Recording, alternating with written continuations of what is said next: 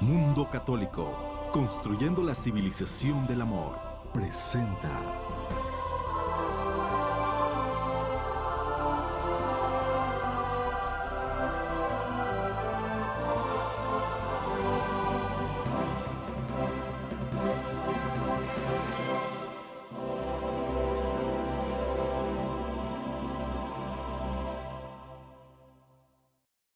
Qué gusto saludarles, bienvenidos. Bangladesh, como república independiente, se separó de Pakistán en 1971 y Pakistán, a su vez, se separó de India tras la revolución pacífica que encabezó Mahatma Gandhi. Entonces el ejército tomó el poder y permaneció en el gobierno hasta 1990, de modo que las primeras elecciones democráticas en Bangladesh tuvieron lugar hasta 1991. A la fecha hay dos partidos políticos, uno laico y socialista, y el otro bajo una gran influencia de grupos islamistas. Bangladesh es el segundo país del mundo con mayor densidad de población. Aunque su constitución política define al país como laico y en teoría garantiza la libertad de culto, el Estado se inclina por el Islam y desde el año 2013 ha resurgido desgraciadamente el fundamentalismo islámico. Bangladesh es el tema de nuestro día de hoy y nuestra invitada, la doctora Matilde Latorre, quien por parte de la Fundación de la Santa Sede Ayuda a la Iglesia que Sufre, ha visitado y ha vivido en este país, de modo que ha convivido con la Iglesia necesitada y con su gente. Matilde, bienvenida. Muchísimas gracias, Carlos. Muchísimas gracias a Mundo Católico por recibir otra vez a nuestra fundación. Y bueno, pues también nos acompaña, como siempre, nuestra compañera Cecilia Valderrama. Gracias, Carlos, por la invitación en que podemos participar en este programa que está Matilde con nosotros. Muchas gracias. Hacemos una breve pausa y continuamos.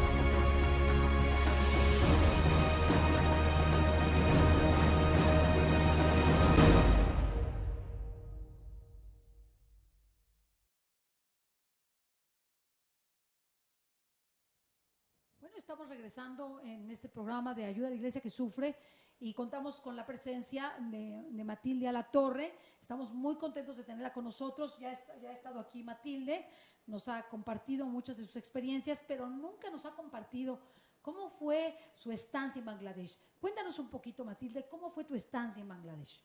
Bueno, muchas gracias, Cecilia, porque bueno, pues siempre he venido a esta casa, que yo lo llamo casa porque ya es parte de la historia de ayuda a la Iglesia que sufre aquí en México, ¿no?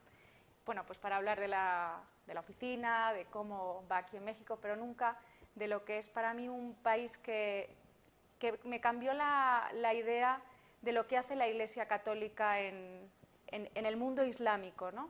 En el mundo donde no puedes decir, donde se le puede acusar de proselitismo y simplemente con sus acciones tiene que dar ejemplo vivo del Evangelio. Bueno, pues para eso viajamos a Bangladesh. En Bangladesh, Ayuda a la Iglesia que Sufre tiene pues casi unos 100 proyectos, todos de ayuda pastoral a órdenes religiosas diversísimas, órdenes religiosas femeninas que trabajan en orfanatos donde no solo los niños son huérfanos, sino que los padres, pues hay unas distancias enormes en el país, un país superpoblado, les dejan ahí durante todo un año para que estas religiosas les puedan atender, incluso niños no católicos. Están órdenes religiosas masculinas como los jesuitas, los maristas, están sacerdotes diocesanos, sobre todo. Además, es una de las cosas que percibí en el país de todos los obispos a los que pudimos visitar en todas las diócesis, que estaban muy contentos porque hay un aumento del clero local. Es decir, ya no son los misioneros que venían, pues eso, maristas, jesuitas, javerianos, sino que hay clero local. Y todos los sacerdotes diocesanos con los que yo pude convivir, con los que viajé por todo el país, era todo clero local. Matilde, sin abandonar el tema de Bangladesh, bueno, estás aquí en México, luego estás en España, también has estado en Yugoslavia, bueno, en la antigua República de Yugoslavia. ¿Qué tanta influencia en el mundo tiene Ayuda a la Iglesia que Sufre? ¿En cuántos países está presente? Y no tienen miedo de estar en países en conflicto como lo fue Yugoslavia. Tú estuviste ahí en una época históricamente muy difícil. Bueno, Ayuda a la Iglesia que Sufre precisamente nace para secar las lágrimas de Dios, y las lágrimas de Dios no están en Rodeo Road, ¿no? O sea, están precisamente en las calles donde las personas se les mata por su fe, se les discrimina por su fe, hay pobreza, hay necesidad, ¿no? Entonces, Ayuda a la Iglesia que Sufre actúa en más de 140 países intentando sacar unos 5.000 proyectos anuales, todos de ayuda pastoral. Para mí esto es muy importante recalcar que es ayuda pastoral, no somos una ONG, no somos ayuda socioeconómica, damos ayuda pastoral a esa iglesia que menos ves. Entonces, de todos los viajes en todos los países en los que he podido, y gracias a Dios, la oportunidad de visitar, es que estás con la iglesia que menos se ve, es la que realmente está actuando, ¿no? Entonces, pues en Yugoslavia, bueno, pues yo en Yugoslavia viví la guerra de Yugoslavia porque en ese momento estaba en una orden de religiosas en Medjugorje. Nosotras no vivíamos en Medjugorje, sino a la entrada, con lo cual decían que Medjugorje era un paraguas, y es verdad, durante la guerra de Yugoslavia nunca pasó nada, pero no a los que estábamos a 10 kilómetros de Medjugorje. Y el otro día además recordaba, porque hacía años de la muerte de la que fue mi superiora, Sor Josipa Kordic, y recordábamos, ¿no?, cómo pudimos vivir esa época. Pues no lo sé, todavía no lo sé, me imagino que con mucha fe, ¿no? Y ahí estaba Ayuda a la Iglesia que Sufre. Todavía, evidentemente, no trabajaba para ellos, pero estaban ayudando a todos los franciscanos y a todas las órdenes religiosas que incluso en tiempos de guerra, y sobre todo en tiempos de guerra. Dice Monseñor Aguirre, que es un obispo español que está en República Centroafricana del Congo, escribió un libro que se llama Cuando todos se van, ellos se quedan. Esos ellos es la Iglesia Católica, y eso es lo que comprobé yo, ¿no? Cuando empezó la guerra, ahí las únicas que nos quedábamos éramos monjitas, curitas, y precisamente a los que mataron, recordaba, volviendo atrás, ¿no?, la matanza de Jacobice. La matanza de Jacobice fue una de las imágenes que todavía, pasados los años, creo que nunca me podré quitar de la cabeza, cómo eran cientos de cadáveres, y entre ellos franciscanos, ¿no? O sea, y los veías a los franciscanos en la puerta de su iglesia. Bueno, pues esa es la Iglesia Católica, esa es la iglesia que cuando viajas, gracias a la fundación, ves ¿no? Entonces, realmente, pues Testimonio de Bangladesh es iglesia viva, iglesia presente. Yo quisiera preguntarte, Matilde, como que siempre se nos ocurre que un país como Bangladesh, un lugar como estos, es algo muy lejano. Tu experiencia en el país, ¿cómo es el país? Cuéntanos un poquito cómo es la idiosincrasia, cómo se comporta la gente, si el Islam sí tiene un impacto grande. Cuéntanos un poco. Lo que decía Carlos, ¿no? en la entrada.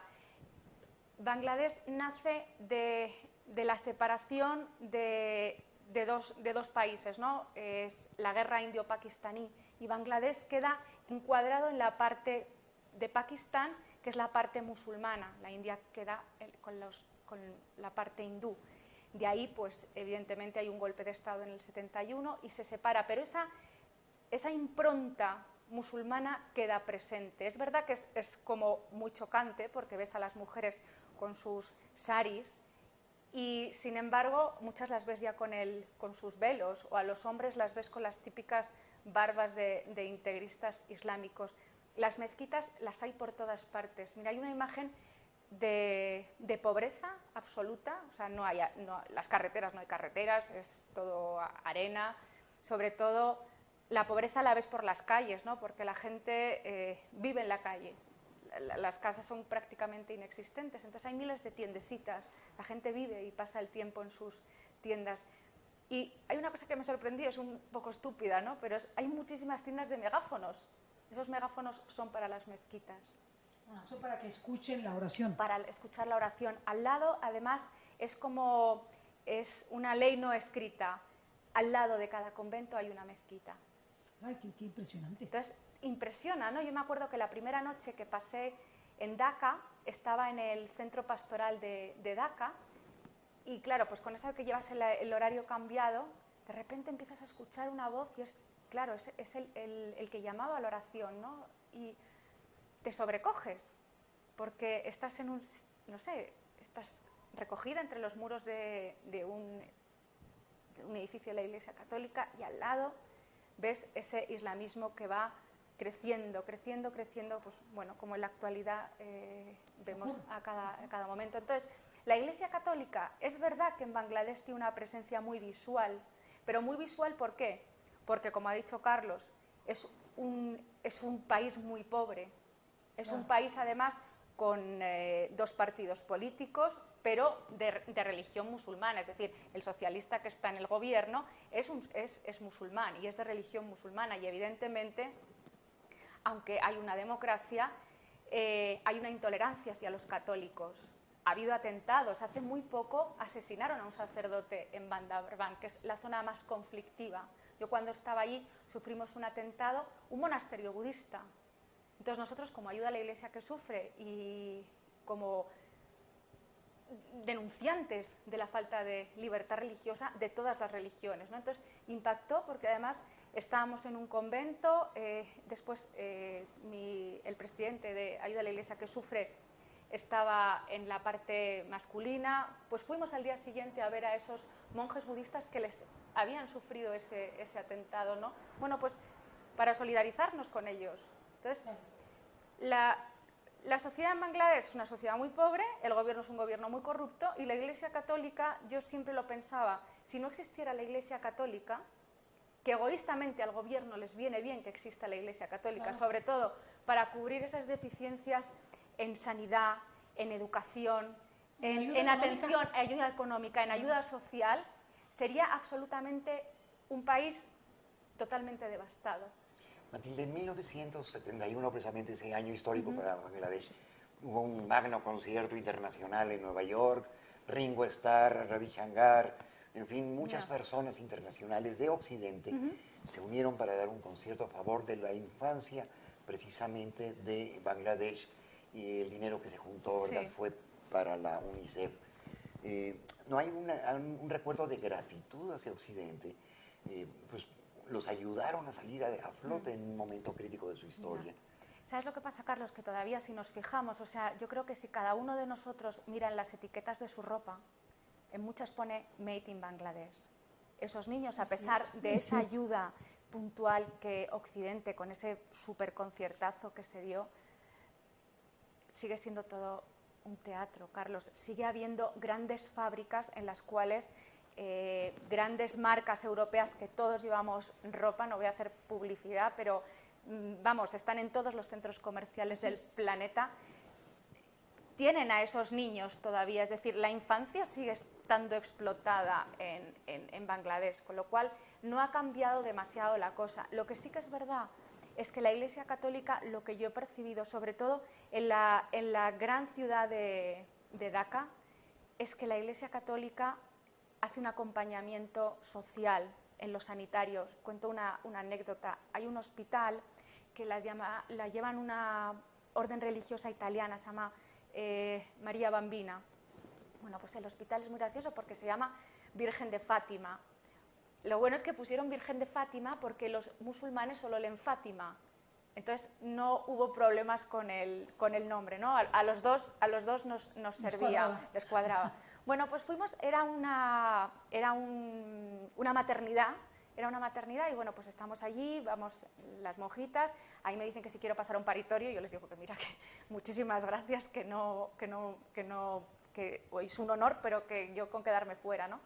Bueno, pues me llevan a la parte donde está el nido, donde están todas las cunitas, y les digo, ¿y cuántos niños son todos católicos? Y me dice la monja, todos estos niños son musulmanes. Y atendidos por católicos. Atendidos por católicos. El mismo caso ocurre con el Hospital de las Misioneras de la Caridad en Dhaka o cualquiera de las ciudades, ¿no? En las colas que ves para entrar para los dispensarios, nadie es católico. Ahí los católicos, es verdad que es un núcleo muy reducido, es un 0,6% de la población de Bangladesh, y tienen un estatus de clase media. Es decir, nosotros las familias de católicos que visitamos, bueno, pues todos eran trabajadores, no tenían grandes trabajos porque, bueno, sienten y empiezan a sentir una ligera discriminación, sí, pero no tienen malos trabajos. O sea, realmente la Iglesia Católica allí no está ayudando, en definitiva, el 100% de su tiempo a los católicos. Oye, dime una cosa, entonces la composición de las religiones allí en Bangladesh es entre católico y musulmana, no, o nada más es la musulmana. Católicos, musulmanes, budistas e hinduistas. Pero los más pequeños somos nosotros como católicos. Los hinduistas nos andan a la par, ¿eh? Okay. O sea, entre los hinduistas y los católicos, esa sería la composición. Sí, las minorías serían los budistas, hinduistas y católicos, es decir, la religión mayoritaria allí es la musulmana. Bien, yo no sé si vamos a ir a un... Vamos a ver un reportaje que es muy interesante, es un muy breve reportaje, dura como 2 minutos, es precisamente sobre lo que dice Matilde. En esos lugares de conflicto solo hay misioneros, hay guerrilleros, hay soldados. Vamos a ver este reportaje.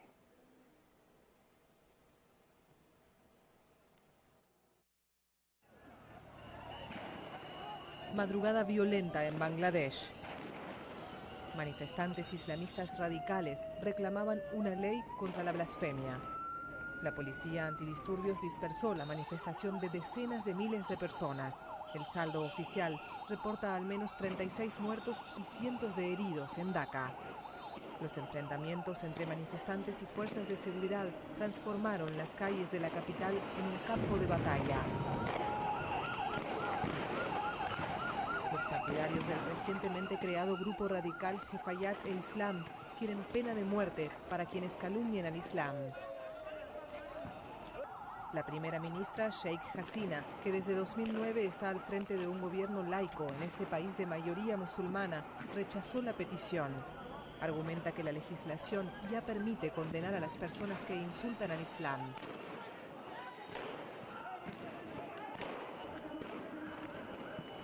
La policía dispersó el lunes una nueva manifestación de decenas de miles de islamistas y cerró 2 canales de televisión. Gritando "Alá es grande" y "los ateos deben ser colgados", militantes del grupo radical volvieron a marchar por las calles de la capital. Decenas de manifestantes fueron detenidos. El líder del movimiento, Allama Shah Ahmad Shafi, fue escoltado por la policía hasta el aeropuerto, donde lo subieron en un avión rumbo a Chittagong, la segunda ciudad más importante del país. No sé qué piense usted, pero estas imágenes toman conciencia realmente, tocan la conciencia de cada quien. Más allá de las iglesias que se encuentran en las grandes urbes, nos encontramos con que la iglesia también está en zonas rurales y en zonas pues muy difíciles, ¿verdad? En donde solo los misioneros de gran vocación están ahí presentes. Hacemos una pausa y continuamos.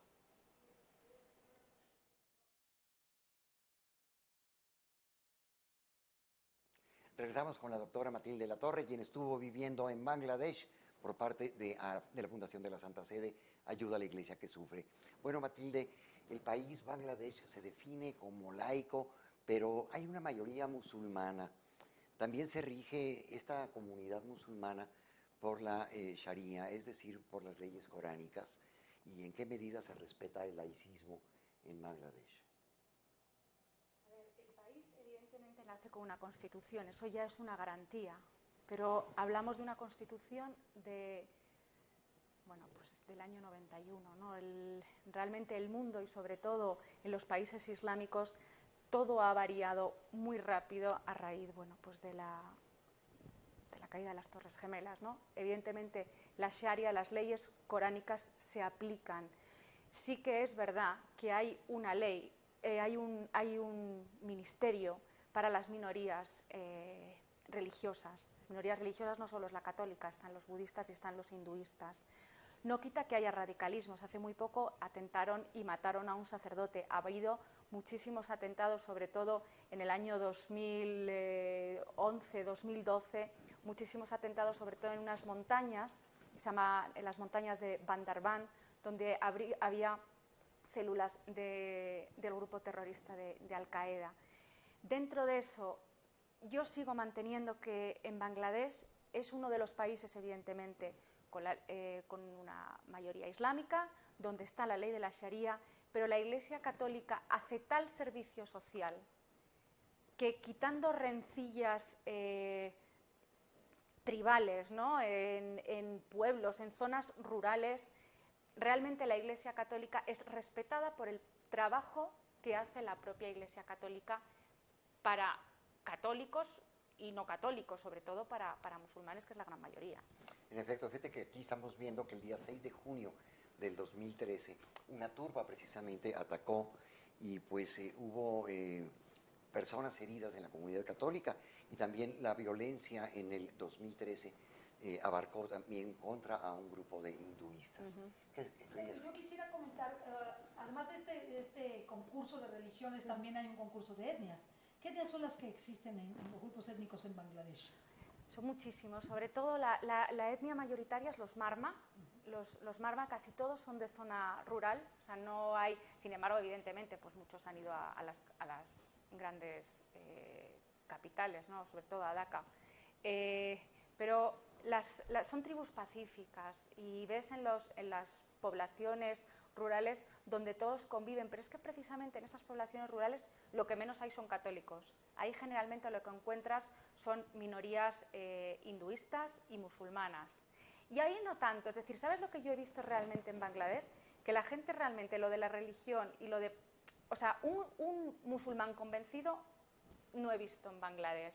Es decir, lo que ves a simple vista. Evidentemente ves muchísimas mezquitas, cada vez más. Además, era una cosa que nos decían los obispos, los sacerdotes. Incluso es curioso, en las misiones, en la javeriana y en las jesuitas, cómo tienen como pequeños espías tribales, ¿no? Que ahí sobre todo lo que tienen son colegios. Entonces, cuando ven alguna fiesta y ven un poco de movimiento, ahí se aparecen 4 líderes musulmanes por ahí a vigilar.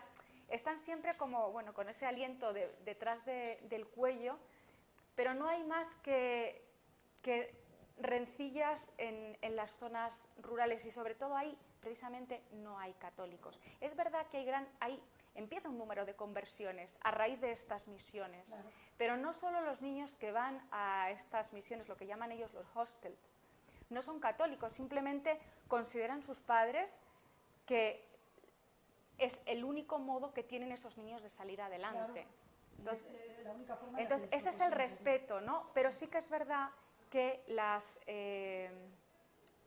escuelas coránicas están creciendo, todas financiadas, y esos son testimonios bueno, las personas que están en las madrasas van a las familias, incluso les dicen a los padres, miren, pues les becamos a sus hijos para que tengan una educación. A los padres realmente con la pobreza en la que viven les da igual que sus hijos bueno, pues sean educados por una monja que por un salafista. Porque al revés, el salafista le va a dar dinero para mantenerse. Entonces sí que es verdad que está empezando a crecer esas escuelas coránicas. Yo estoy hablando de un Bangladesh de hace muy poquito. No podemos presumir lo que va a pasar en un Bangladesh dentro de 10 años, sobre todo con ese incremento del radicalismo islámico. La Fundación de la Santa Sede, Ayuda a la Iglesia que Sufre, cada 2 años emite un informe sobre libertad religiosa mundial. Por supuesto, Bangladesh es uno de los países que toca ampliamente este informe sobre libertad religiosa, y ahí se reporta precisamente que el Islam avanza pues haciendo conversiones por dinero, es decir, yo te doy una beca, yo te doy dinero y tú te conviertes al Islam. Matilde, ¿cuál es la situación de la Iglesia Católica allá en Bangladesh? O sea, ya nos has hablado de los problemas, pero la gente, el ciudadano común puede ir con libertad a misa, se practican los sacramentos. ¿Cuántas cuadras, cuántos kilómetros se tienen que avanzar?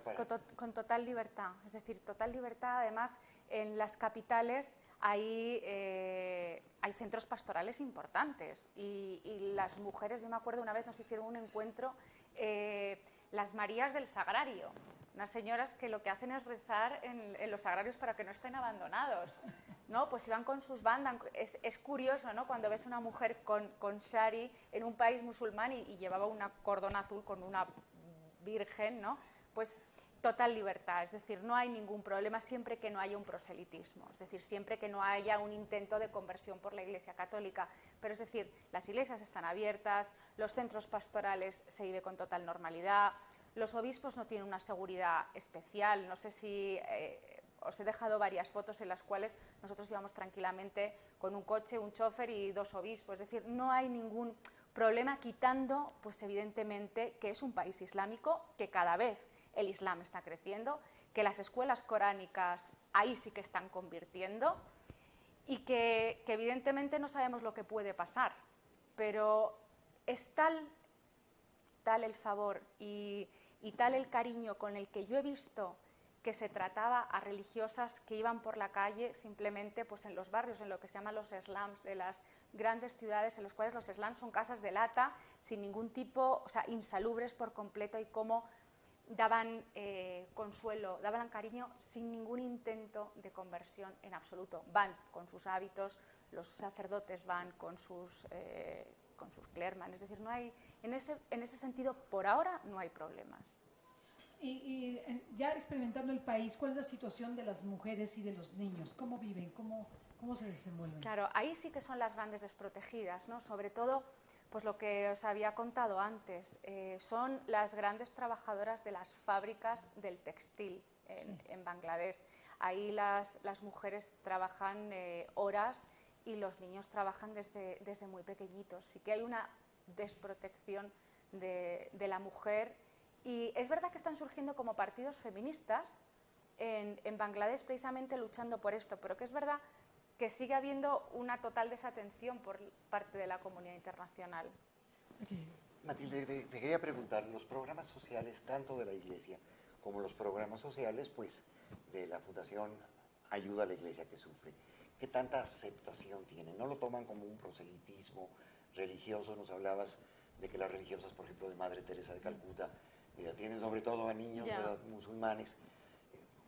¿Son bien aceptados los programas sociales de la Iglesia? Es que son aceptados. Vamos, no sé si el gobierno sabe que hay una fundación que se llama Ayuda a la Iglesia que Sufre, pero evidentemente el gobierno mira para otro lado, ¿no? Porque si el gobierno tuviera que atender sanitariamente a todos esos miles de personas que las misioneras de la caridad, las misioneras del Padre Foucault, la propia Iglesia diocesana, las Orden de María Bambina atienden en lo social y en lo sanitario, habría un desastre en el país, o sea, habría muertos por las calles. Es decir, en todos los sitios sanitarios donde hemos visitado, en todos los hostels, en hospitales, incluso donde había niños con deficiencias, que además os cuento anécdotas. Cuando nace un niño para el Islam, bueno, Carlos, tú lo sabes, cuando nace mal, es abandonado en la calle. Ahí las casas de la Madre Teresa están llenas de cunas con niños con parálisis cerebrales. O sea, habría muertos y muertos por las calles si esas religiosas no estuvieran haciendo esa obra social. Entonces yo creo, Carlos, que lo que pasa es que miran para otro lado. A no ser que llegue un punto, evidentemente, pues que todo se radicalice mucho más. Y fíjate que a mí se me ocurre preguntarte cuáles son los retos del futuro, de la Iglesia del futuro allá en Bangladesh. ¿Qué ves hacia el futuro? Pues es que el futuro lo tenemos un poco marcado por este radicalismo islámico. Evidentemente la Iglesia lo que tiene que hacer es permanecer. O sea, el único reto que tiene que hacer la Iglesia Católica en Bangladesh es permanecer. Es decir, la Iglesia no se puede ir de Bangladesh porque hace de aglutinante social. Entonces, si la Iglesia se va, es un desastre social para el país. O sea, realmente no nos damos cuenta. Es decir, pensamos que la Iglesia Católica es solo procesiones en Semana Santa sacando a las vírgenes, en mi caso a la Virgen del Rocío. Eso es una parte y está muy bien, pero la Iglesia Católica es la que mantiene comedores sociales, la que, pues aquí como en este país, en México, atiende a las mujeres para que no aborten, atiende a los niños de la calle, hospitales, es decir, eso es la Iglesia Católica y esa es la obra social de la Iglesia Católica. Entonces, en estos países de misión, lo que tiene que hacer es obra social y ahí está ayuda a la Iglesia necesitada, que evidentemente damos ayuda a la Iglesia que sufre, perdonen, pero todavía me cuesta el cambio al nombre en México. Es decir, tenemos que dar ayuda pastoral. Nosotros vamos a ayudar a ese sacerdote, que ese sacerdote ayuda a esa misión. Os voy a contar la historia de un sacerdote que se le llama el Padre Bablú, en una misión. Este Padre Bablú era curiosísimo, porque era un tío muy guapo. Os he dejado las fotos ahí, y era un sacerdote esos que dices, pues no tienen nada que envidiar a George Clooney. O sea, yo me quedaba embobada mirándole. Nos sentamos a comer con él y le pregunto, padre, ¿y usted cómo llega a esta vocación, no? Dice, mira, mi familia era una de las familias más ricas de Dhaka, de la capital. Yo era abogado, yo lo tenía todo. Tenía mujeres, tenía coches, he viajado por todo el mundo, pero no tenía una razón por la que vivir. Un día vi a una religiosa asistiendo a unos niños en la calle y me di cuenta que esa religiosa sí tenía algo por lo que vivir. Colgué todo, me fui al seminario de Dhaka, ahora soy sacerdote diocesano y gracias a ayuda a la Iglesia que sufre estoy construyendo esa misión. Esa misión tenía 15 niños y no solo 15 niños, sino que lo había construido al lado de un pueblecito y también atendía a todo ese pueblo. Estaba pues muy contento, le había dado sentido a su vida. Había dado sentido. Entonces, bueno, pues si ayuda a la Iglesia que sufre solo ha hecho eso, ya está, ¿no? Lo que pasa es que ayuda a la Iglesia que sufre en Bangladesh, bueno, pues mantiene sacerdotes, religiosas, potabilizadoras de agua, ha reconstruido iglesias, ha construido capillas, ha dado medios de locomoción, son distancias larguísimas. Había otro sacerdote que me enseñaba orgullosísimo la moto, que había pedido ayuda a la Iglesia que sufre, ¿no? Y que le habíamos dado y le decía, ¿y por qué?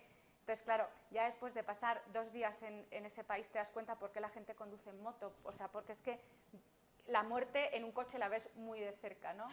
Entonces, ya con ese sacerdote yo me movía en moto, ¿no? Entonces, la Iglesia Católica te das cuenta que es eso. O sea, es dar sentido a tu vida. Y estas personas, es decir, tiene que estar la Iglesia ahí. Y tenemos que estar instituciones como Ayuda a la Iglesia que sufre, vosotros, Canal Católico, dando difusión, estando ahí, porque es que si no, el mundo no sería... O sea, es decir, el mundo, vale, está hecho polvo, está destrozado, pero es que estaría mucho peor. Claro, si no fuera por la Iglesia Católica estaría mucho peor. Bueno, ya nos queda una pregunta todavía para mandar al corte. Podríamos decir que Bangladesh es como nieto de un país que se llama India, ¿verdad? India, pues surge Pakistán con un perfil 100% islámico. Islamabad es su capital, y de ahí se separa precisamente Bangladesh por distintas cuestiones que no es el momento de analizarlas. Pero ¿qué tanta influencia queda culturalmente de ese Pakistán intolerante, ¿verdad? Que tiene situaciones como la de Asia Bibi, ¿verdad? Una católica está presa porque fue acusada con falsedades. Está la ley de la blasfemia. ¿Qué tanto eso opera? Pues mira, Carlos, fíjate, en eso sí, y lo hablé mucho, hay un rencor absoluto hacia Pakistán. O sea, el Bangli no ha perdonado el genocidio. O sea, en 1971 hubo un genocidio. Y de hecho, además, es que lo ves, hay unos monumentos a esa lucha de los Banglis contra el opresor. Es decir, Pakistán tenía todas las armas. La gente de Bangladesh no tenía nada, ¿no? Entonces, realmente hay un rencor y un odio absoluto a Pakistán, que yo creo que precisamente por eso todavía no avanza tanto estas leyes coránicas. Bueno, pues vamos a hacer una breve pausa. No se vaya, por favor, acompáñenos.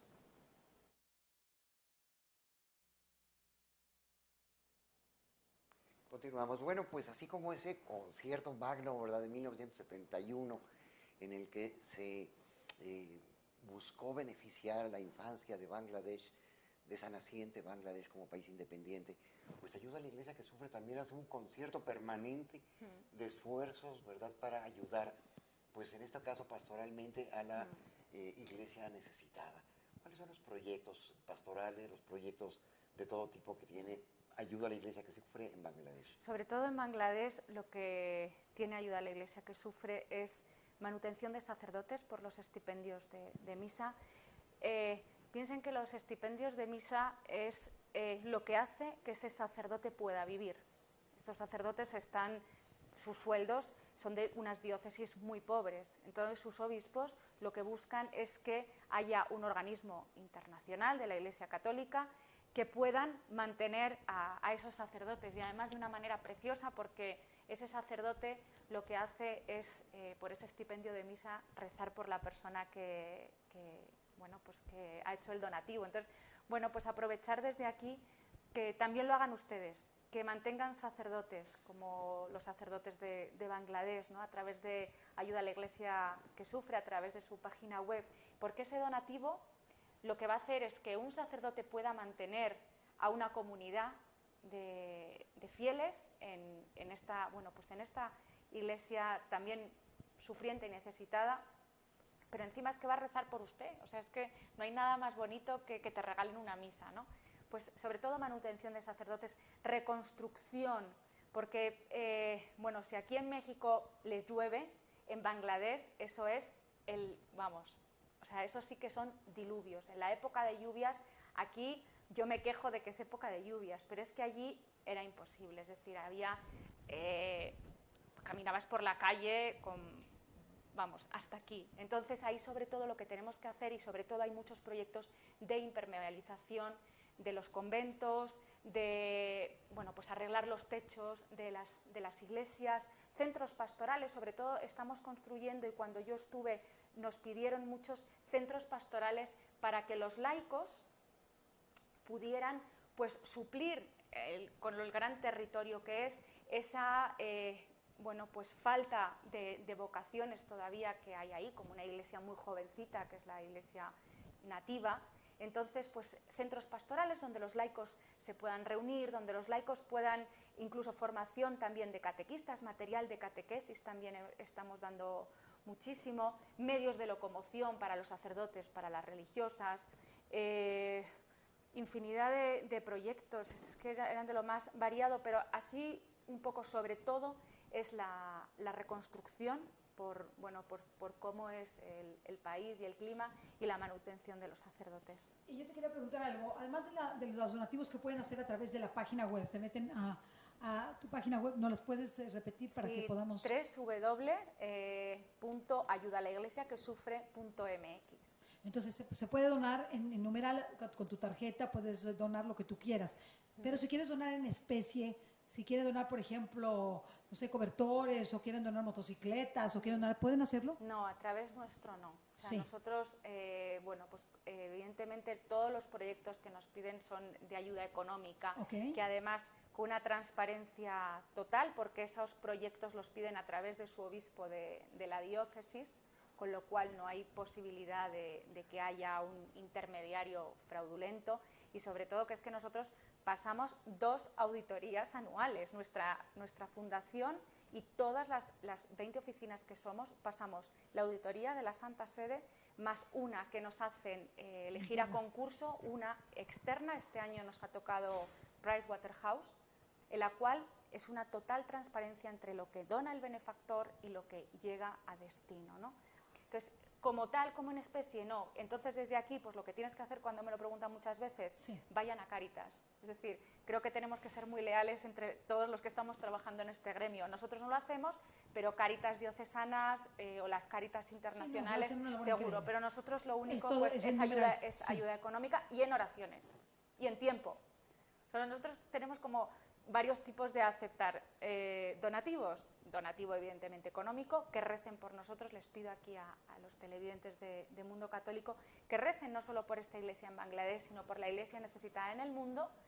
Y sobre todo que si ahora, que somos una nueva oficina en este país, muy jovencita, tenemos solo un año, que nos ayuden como voluntarios, ¿no? Que participen. Con lo cual, pues hay donantes de dinero, hay donantes de oraciones, hay donantes de tiempo. Es decir, hay una oferta de 3 tipos de donaciones. Si no se encajan en ninguna, es que, vamos, es que no quieren donar. Bueno, y hablando de donaciones, ese dinero, esos recursos, ¿cuántos proyectos la Fundación de la Santa Sede Ayuda a la Iglesia que Sufre tiene en el mundo? ¿Cuáles son las prioridades en el mundo de esta fundación? A ver, las prioridades cada año cambian. Evidentemente, nuestra ayuda es evidentemente pastoral. Sobre todo, lo que más se lleva son los proyectos de construcción, pero no por la cuantía en número de proyectos, sino por la cantidad. Son los más caros los proyectos de construcción. Es decir, en el top 10 estaría manutención de sacerdotes y religiosas y proyectos de construcción y reconstrucción. Pero ¿qué pasa? Que evidentemente y desgraciadamente llevamos 3 años en los cuales una de las ayudas que era muy minoritaria, que eran las ayudas de emergencia, está empezando a tomar un cariz. Y sobre todo pues, cuando empezamos con la campaña de Siria y con la campaña actualmente que tenemos aquí de Irak, de ayuda a los cristianos perseguidos, ¿no? Entonces, pero como ayudas grandes, reconstrucción y manutención tanto de sacerdotes como de religiosas. Les animo además desde aquí que entren en nuestra página web y sigan de verdad ayudando a esos cristianos de Siria. La Iglesia está sufriendo un genocidio que si nosotros, miembros de la propia Iglesia Católica, no cooperamos y no hacemos nada, pues tenemos una responsabilidad sobre el futuro de esas personas. ¿Cuántos proyectos son los que tienen? ¿Cuántas solicitudes reciben al año? Mira, al año recibimos más o menos unas 10.000.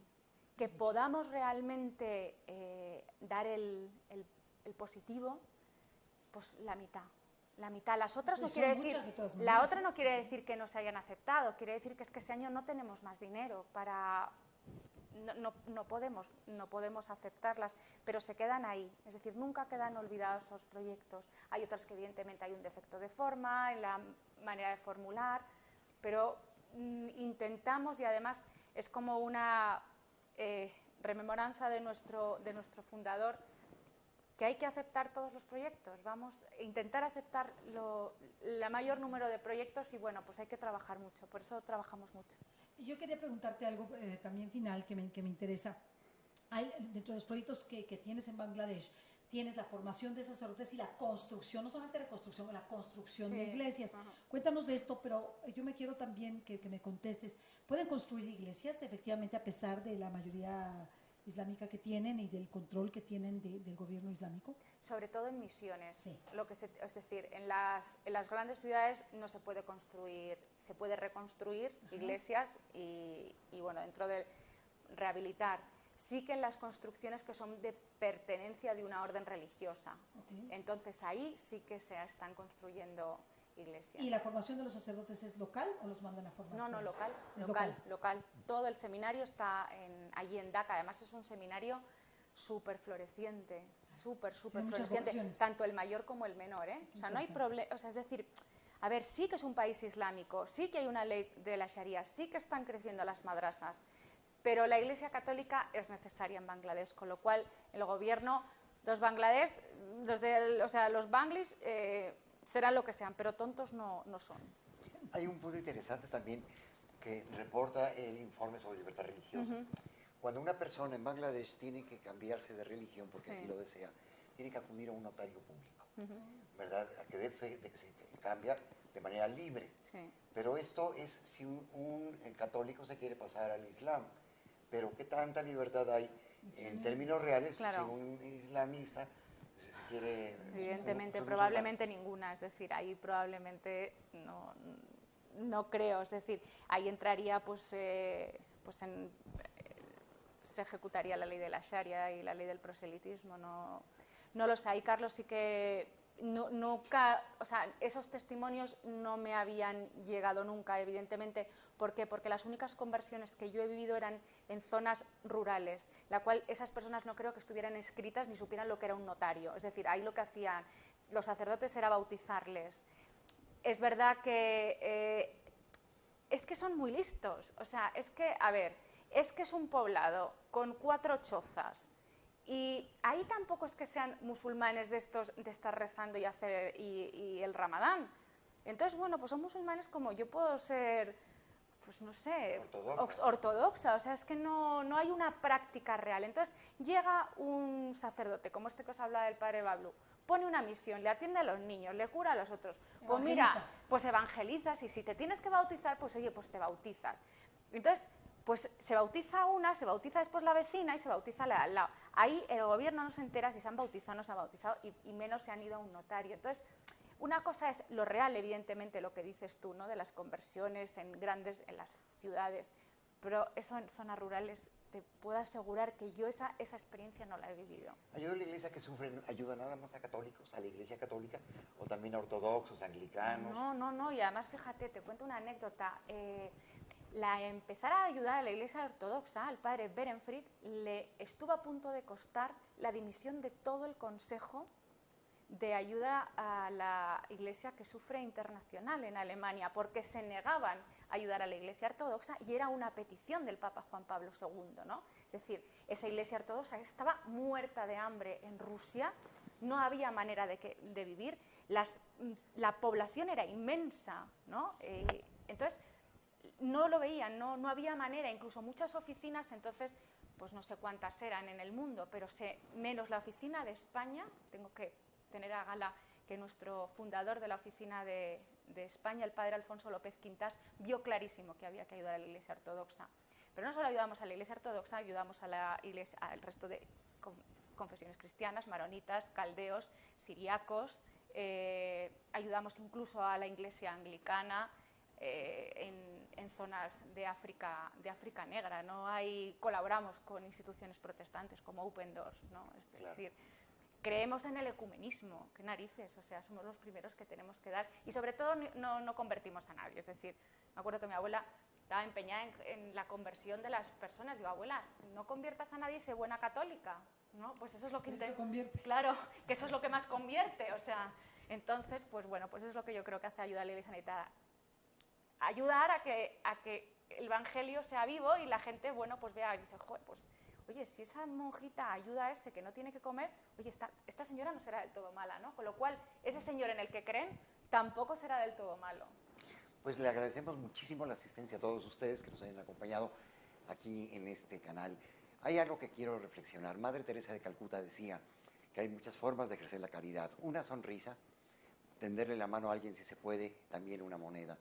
El Papa Francisco ha decretado para este mes de diciembre el inicio de todo un año dedicado a la misericordia, un año en el que podemos sonreír, un año en el que podemos tender la mano, un año en el que, si no podemos ir de misiones y pues tenemos que permanecer en nuestros hogares, podemos ayudar a los misioneros que están precisamente por todo el mundo en aquellas zonas necesitadas, como lo hace la Fundación Ayuda a la Iglesia que Sufre. Cuando la gente piensa en donar, o se habla de donar, a veces se piensan en grandes recursos económicos. No, puede ser una pequeña moneda, como esa moneda del Evangelio. Los invito a que visiten la página de Fundación de la Santa Sede Ayuda a la Iglesia que Sufre. ¿Está en qué número? ¿En qué? www.ayudalaiglesiaquesufre.mx www.ayudalaiglesiaquesufre.mx. Sí, me toca. .mx. Muchas gracias por acompañarnos. Muchísimas gracias.